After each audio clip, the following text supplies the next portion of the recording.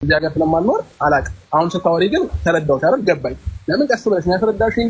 ያወራሽበት ሞት እንደዚህ ይላል ምናምን። አየህ አሁን ተግባባን ማለት ነው። ሌሎቹንም በዚህ ልክ መግባባት ትችያለሽ። ስለዚህ ለእነሱ ሪስፔክት አለን ካላችሁ እነሱን ስታወሩ በስነ ስርዓት መሆን አለበት ብዬ ስለማምን ነው።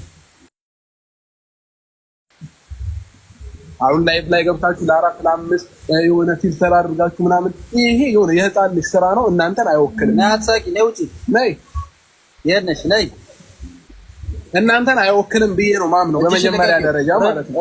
እዚህ ሽለገ በመጀመሪያ ደረጃ እናንተን አይወክልም። ችግር የለውም። ስለሆነ ችግር የለውም። ግን ደግሞ ይሄ እናንተን አይወክልም። የህፃን ልጅ ስራ ነው በአጠቃላይ ማለት ነው። ተረዳሽኝ አይደለ?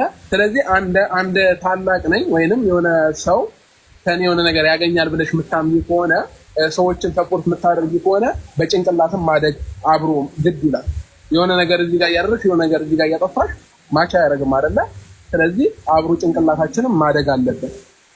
ከሰው ልጅ ጋር እንዴት መግባባት እንችላለን፣ እንዴት ማውራት እንችላለን የሚለውን ነገር በደንብ እንዲገባችሁ ይገባል። ከዛ በፊት እኔ አንድ ቀን ጠርተሽ ወይንም ገስት ላይ ገብቼ አውርተሽኝ አታውቂም አይደል? ማቲ ነው ዛሬ መጥቶ እስኪ እናውራችሁ ያለኝ።